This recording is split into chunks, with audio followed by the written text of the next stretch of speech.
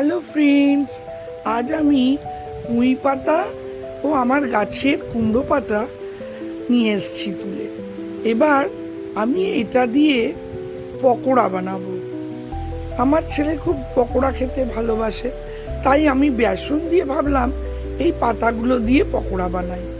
আমি প্রথমে একটু বেসন, তাতে একটু চাল গুঁড়ি, জিরে গুঁড়ো, হলুদ গুঁড়ো, ধনে গুঁড়ো, একটু লঙ্কা গুঁড়ো, নুন, হলুদ সব কিছু একসঙ্গে মিশিয়ে জল দিয়ে ব্যাটারটা তৈরি করে নিলাম। এবার ব্যাটারটা তৈরি করে রেখে কড়ায় তেল দিয়ে যেভাবে আমরা পকোড়া করি ওইভাবেই করব। প্রথমে কুমড়ো পাতাটা হাতে নিয়ে তাতে এই ব্যাটারটা মাখিয়ে নিলাম। এরপরে এর ওপরে আবার পুঁই পাতা রাখলাম। পুঁই পাতাটা রেখে তাতে আবার এই ব্যাটারটা দিয়ে মাখিয়ে নিলাম। নিয়ে এবার পাতা দুটোকে ফোল্ড করে বা ভাঁজ করে আমি এটা একটু ব্যাটার লাগিয়ে ভালো করে তারপরে গরম তেলে এটাকে ছেড়ে যেভাবে আমরা বড়া ভাজি সেইভাবে এটা পাতাটা ভেজে নিব। এইভাবে একটা একটা করে আমি ভেজে তুলে নিয়েছি। এক পিঠ হয়ে গেলে উল্টিয়ে আরেক পিঠ ভেজে নিলাম।